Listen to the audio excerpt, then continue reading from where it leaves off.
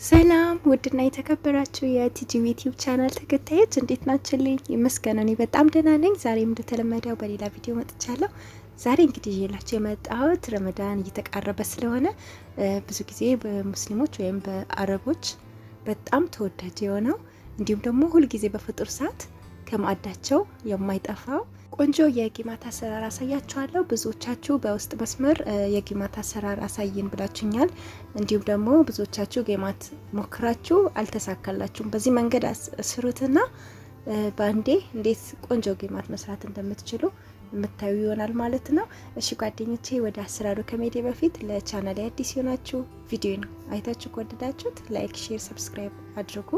እንዲሁም ደግሞ ሀሳብ አስተያየት ካላችሁ በኮሜንት ሴክሽን ላይ ጻፉልኝ። ቪዲዮን ላይ ሁላችሁ ላይክ በማድረግ ጀምሩ ለሌሎች እንዲደርስ ማለት ነው። እሺ ወደ አሰራሩ እንሂድ፣ እስከ መጨረሻው ተከታተሉ። እሺ ውዶች፣ ወደ አሰራሩ ስንሄድ በመጀመሪያ ሊጣችን የምናዘጋጅበት ሰፋ ያለ ሳህን እናዘጋጃለን። ከዛን 2 ብርጭቆ ወይም 2 ኩባያ ፍርኖ ዱቄት እንጨምራለን። እኔ በዚህ ነው ለክቼ የምጠቀመው።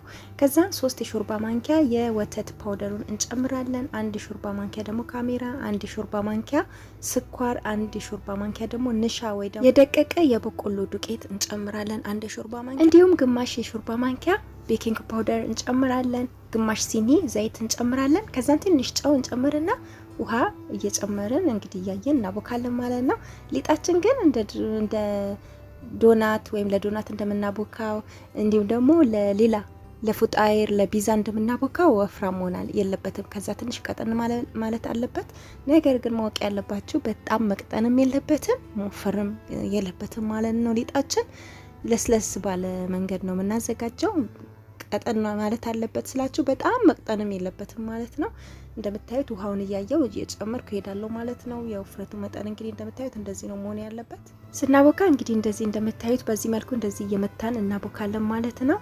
ዱቄቱም ያልተበተነ ካለ በደንብ አድርገን መበተን ይኖርብናል። ከስር የቀረ ካለ ማለት ነው። በዚህ መልኩ እናቦካለን። እንግዲህ ሊጣችን እንደምታዩት እንደዚህ ይለጠጣል። ቆንጆ ሆኖ ተቦክቷል ማለት ነው።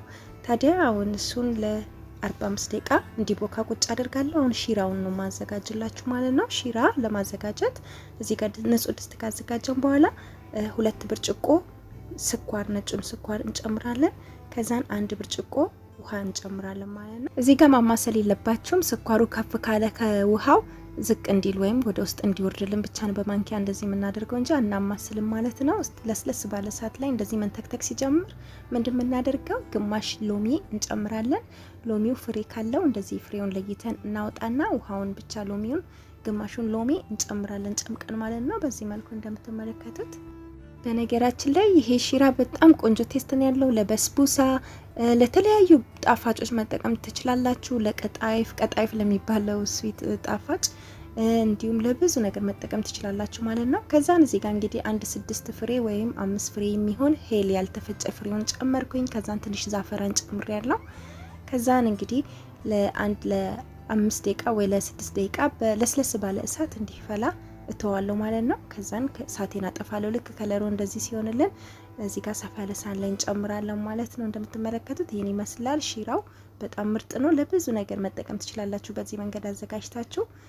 ከዛን እንግዲህ ከ45 ደቂቃ በኋላ እንደምትመለከቱት ሊጣችን እንደዚህ በዚህ መልኩ ቆንጆ ሆኖ ቦክቶልናል ማለት ነው። ማወቅ ያለባችሁ ሊጣችሁ በደንብ መብኳት አለበት። ከዚህም በላይ ወደ ላይ መጥቶ በደንብ መብኳት አለበት ማለት ነው። ከዛ ንፋስ እናወጣለታለን በዚህ መልኩ ማለት ነው። ከውስጡ እንደዚህ እያደረገን ከዛ ነው ወደ አሰራሩ እንሄዳለን። እስከዛሬ ጌማት ሰርታችሁ ያልተሳካላችሁ ወይም ደግሞ ትክክለኛ ጌማት ሆኖ ያልወጣላችሁ በዚህ መንገድ ከሰራችሁ ምንም ጥርጥር የለኝም ይሳካላችኋል። እንግዲህ ስንቆርጠው እንደዚህ እንደምትመለከቱት ሊጡ እንደዚህ ይዘን እንደዚህ እያደረግን እንቆርጠዋለን፣ ጭበጥ እያደረግን በእጃችን።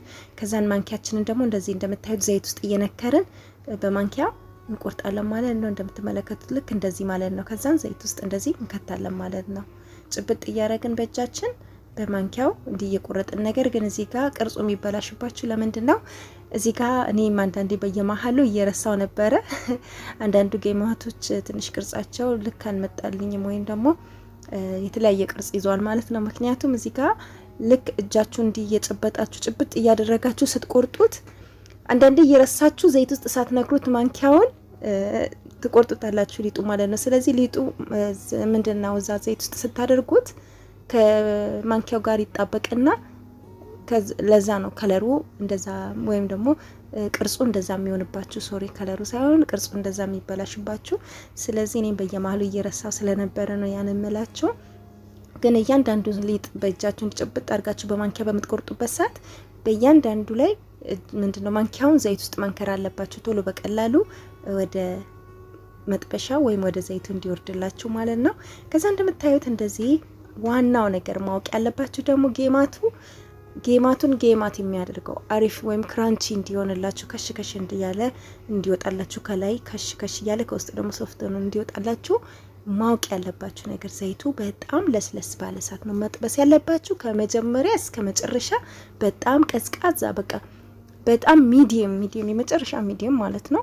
ምክንያቱም እሳቱ በጣም ለስላሳ መሆን አለበት ክራንቺ ሆኖ ቆንጆ ሆኖ እንዲወጣላችሁ ማለት ነው። እንደምትመለከቱት እንግዲህ በዚህ መልኩ ከጠበስኩኝ በኋላ ከለሩ ይሄን ይመስላል። ከዛ ነው አሁን የማደርገው እንደዚህ ሰፋ ያለ ሳህን ላይ ያስቀምጥና ቅድም ያዘጋጀሁት ሶሪ እንደምታዩት በዚህ መልኩ ቆንጆ ሆኖ ቀዝቅዞልኛል ማለት ነው። ከዛን ሺራውን እንደዚህ ጌማቱ ላይ ከላይ እንዲየጨመርኩኝ እናንተ ከፈለጋችሁ እዛው ምንድነው ጌማቱን እዛው ሺራ ውስጥ ሳህን ውስጥ ነክራችሁ ማውጣት ትችላላችሁ። ነገር ግን በጣም ጌማቱ ሺራ እንዲጠጣ ስለማልፈልግ ወይም ደግሞ በጣም ስኳሩ መጠኑ በጣም ሀይ እንዲሆን ስለማልፈልግ እንደዚህ እኔ ሰፋ ያለ ሳህን ላይ ጨምርና የተወሰነ ሺራ 1-3 ማንኪያ የሚሆን ያነሳው እንደዚህ ከላይ ያፈሰስኩ ነው ማዋህደው ማለት ነው። እንዲሁም ደግሞ ስኳር ወይም ሺራውን የማትፈልጉ ከሆነ ማለት ነው ንጹህ ማር ካላችሁ ለጤንነትም አሪፍ ስለሆነ በንጹህ ማር ማዘጋጀት ትችላላችሁ። ላይ ጌማቱ ላይ ማለት ነው ንጹህ ማር እንደዚህ ከላይ አፍሳችሁ ማዋሃድ ትችላላችሁ ደግሞ ማለት ነው። በጣም አሪፍ ቴስት ነው ያለው ማለት ነው። በማር ብታዘጋጁ ለጤናም በጣም ቆንጆ ስለሆነ በዛ መንገድ ማዘጋጀት ትችላላችሁ ማለት ነው። እንግዲህ እንደምትመለከቱት የጌማት አሰራር ይሄን ይመስላል። ሁሌም አረቦች በፍጡር ሰዓት ላይ ከፍጡር ምግቦች ውስጥ ሁሌም የማይጠፋው ከማዳቸው ላይ ይሄ በጣም የሚወዱትና የሚፈልጉት ወሳኝ ነገር ነው። ስለዚህ እናንተም በቀላሉ እንደዚህ ማዘጋጀት ትችላላችሁ። ከረመዳን በፊት ቶሎ አዘጋጁትና ሞክሩት ማለት ነው። አሪፍ ሆኖ እንደሚወጣላችሁ ምንም ጥርጥር የለኝም። እንደምትመለከቱት እኔ እንግዲህ በዚህ መንገድ ነው ብዙ ጊዜ የማዘጋጀው። በሌላ መንገድ ደግሞ እንዴት እንደማዘጋጅ ከዚህም በፊት የሰራሁት ቪዲዮ አለ። አሁንም ደግሞ በሌላ መንገድ ደግሞ አሳያችኋለሁ በሚቀጥለው። እሺ እንደምትመለከቱት እንግዲህ የዛሬው የጌማት አሰራር ይሄን ይመስላል። እንዲሁም ደግሞ ሺራው የቀረውን ሺራ ብልቃጥ ውስጥ አድርጋችሁ ለብዙ ጊዜ መጠቀም ትችላላችሁ፣ አይበላሽም ማለት ነው። ክዳን ያለው ብልቃጥ ውስጥ አስቀምጠን እዚህ ጋር እንደምትመለከቱት ክዳን ያለው ብልቃጥ ላይ እንደዚህ ፕላስቲክ ሳይሆን እንደዚህ ብልቃጥ መሆን አለበት ማለት ነው። ብርጭቆ ነገር ክዳን ያለው እሱ ላይ ጨምረን እንግዲህ ለረጅም ጊዜ መጠቀም እንችላለን ማለት ነው። ለበስቡሳ እንዲሁም ለጌማት ለብዙ ለጣፋጭ ነገሮች መጠቀም እንችላለን ማለት ነው። እንደዚህ አንድ ያዘጋጅተን በጣም ቆንጆ ቴስት ነው ያለው። በዛ ላይ ሄል እንዲሁም ዛፈራን ስላለው ደግሞ በጣም ነው የሚጣፍጠው ማለት ነው። ለብዙ ነገር ብንጠቀም እንችላለን። ስለዚህ እናንተም በዚህ መንገድ አዘጋጁ። እሺ ጓደኞቼ እስከ መጨረሻው ስለተከታተላችሁኝ አመሰግናለሁ። ሰብስክራይብ ያላደረጋችሁኝ ሰብስክራይብ አድርጉ። ቪዲዮን ላይክ ማድረግ አትርሱ። በቀጣይ በሌላ ቪዲዮ እስክንገናኝ ባይ ባይ።